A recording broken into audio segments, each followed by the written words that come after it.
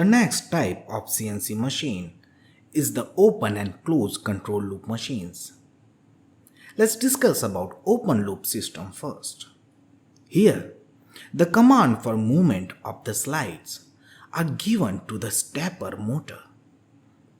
Now this stepper motor is a DC motor that moves in discrete steps. They have multiple coils that are organized in groups called phases. By energizing each phase in sequence, the motor will rotate one step at a time. With a computer-controlled stepping, you can achieve very precise positioning and speed control. For each signal in the CNC machine, the stepper motor moves by a fixed angle and causes a fixed movement of the slide. The command determines the amount of movement of the tool or the workpiece.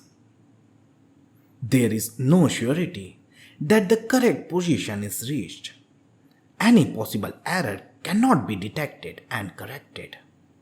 The load torque due to cutting forces, the backlash in the lead screw, may cause error in the actual position reached. Hence, this system is more suited for cases with no resisting force. The next system is the closed loop system. The closed loop system is provided with a feedback system.